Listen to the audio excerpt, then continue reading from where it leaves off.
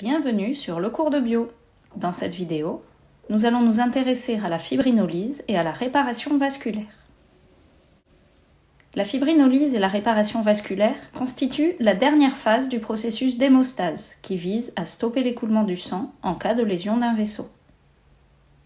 En réponse à une lésion d'un vaisseau sanguin, l'hémostase primaire et l'hémostase secondaire ont abouti à la formation d'un thrombus ou caillot sanguin, un amas de cellules sanguines emprisonnées dans un réseau de fibrine. Ce thrombus colmate la brèche vasculaire, empêchant la fuite du sang. Mais cette situation est temporaire. Il ne s'agit pas d'une véritable réparation de la paroi vasculaire. Pour retourner à la situation initiale, il va falloir réparer le vaisseau sanguin endommagé, tout en éliminant en parallèle le thrombus. En effet, si le thrombus persiste trop longtemps, il continuerait à grossir et finirait par se détacher et se retrouver dans la circulation sanguine. Il risquerait alors d'obstruer un vaisseau sanguin de plus petit diamètre, en aval, provoquant une thrombose dont les conséquences pour l'organisme seraient néfastes. En aval du thrombus, le sang ne circulerait plus et les tissus ne seraient plus oxygénés. C'est ce que l'on nomme l'ischémie. La fibrinolyse correspond à la dégradation du thrombus. Fibrino signifie fibrine et lyse, la dégradation. Elle est réalisée en parallèle de la réparation vasculaire, que nous aborderons également dans cette vidéo. La première étape de la fibrinolyse est la rétraction du thrombus. Elle est assurée par les plaquettes, acteurs principaux de l'hémostase primaire et également très impliqués dans l'hémostase secondaire. L'activation des plaquettes au cours de l'hémostase primaire avait conduit à la modification de leur forme. Initialement sphériques, les plaquettes avaient émis de nombreux pseudopodes, ces prolongements favorisant le rapprochement avec les autres plaquettes. Diverses protéines membranaires présentes au niveau des pseudopodes permettent également l'ancrage des plaquettes à la matrice extracellulaire et leur liaison aux cellules endothéliales. Les plaquettes contiennent en outre de l'actine et de la myosine. Une fois le thrombus formé, les interactions entre ces deux protéines vont permettre la contraction des plaquettes, qui vont littéralement tirer vers elles grâce à leurs pseudopodes, les cellules endothéliales bordant la lésion. C'est le même principe que lorsque l'on rapproche les bords d'une plaie par des points de suture pour favoriser la cicatrisation. La rétraction des plaquettes du thrombus va donc être le premier pas vers la fermeture de la brèche vasculaire.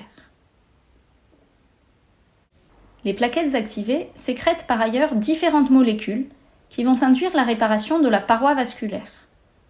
L'une de ces molécules est le VEGF, ou facteur de croissance de l'endothélium vasculaire, qui induit la prolifération des cellules endothéliales. Une autre molécule sécrétée qui nous intéresse ici est le PDGF, facteur de croissance d'origine plaquettaire, qui induit quant à lui la prolifération des cellules mésenchymateuses, comme les cellules musculaires lisses ou les fibroblastes, des constituants fondamentaux de la paroi vasculaire. C'est donc principalement grâce aux facteurs de croissance libérés par les plaquettes que la paroi vasculaire est réparée.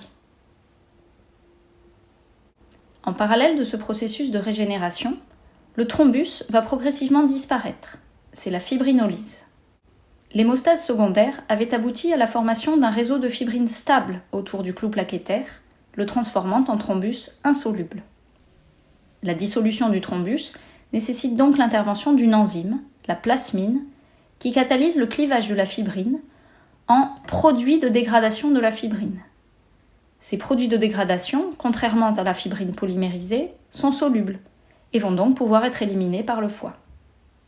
La plasmine est la forme activée du plasminogène, synthétisé par le foie, comme les facteurs de la coagulation. Le plasminogène est incorporé dans le thrombus à mesure de sa formation, grâce à sa forte affinité pour la fibrine. Cette incorporation permet ainsi de dégrader ultérieurement le thrombus de l'intérieur.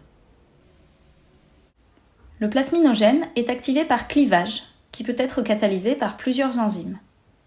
Dans le cas du processus de fibrinolyse, l'enzyme principale est le TPA, activateur tissulaire du plasminogène. Le TPA est libéré en permanence par les cellules endothéliales, mais certains stimuli, comme la thrombine, acteur de l'hémostase secondaire, accentue cette libération lorsqu'un thrombus est constitué et qu'il faut justement le dissoudre. Il est important de préciser que le TPA seul catalyse avec une très faible efficacité le clivage activateur du plasminogène. Mais si le TPA est lié à la fibrine, son activité catalytique devient très efficace. Cela permet d'activer la plasmine uniquement au niveau du thrombus, et ainsi de localiser précisément la fibrinolyse. Autre conséquence de cette activation localisée de la plasmine, celle-ci est déjà à proximité de son substrat, la fibrine, ce qui va accélérer le processus. Une autre enzyme peut catalyser l'activation du plasminogène, c'est l'urokinase. Uro signifie urine, et cette enzyme a en effet été découverte dans l'urine. Elle est synthétisée par les reins et permet par son activité protéolytique d'éviter la précipitation de protéines dans le système urinaire. Elle est également impliquée dans la fibrinolyse, mais elle agit comme amplificatrice du processus.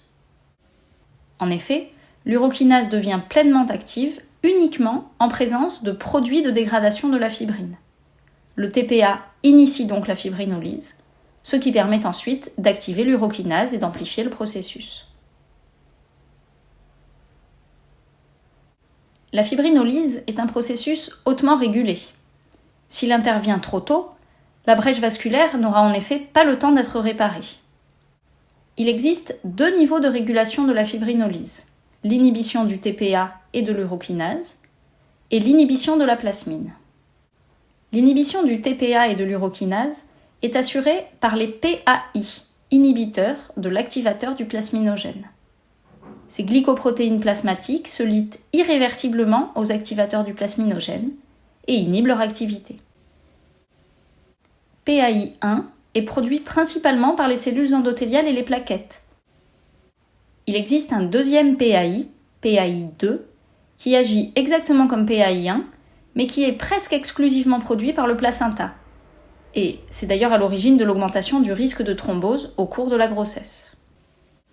L'autre niveau de régulation de la fibrinolyse est l'inhibition de la plasmine, principalement assurée par l'alpha-2 antiplasmine, une glycoprotéine synthétisée par le foie qui neutralise la plasmine en s'y liant elle aussi de manière irréversible.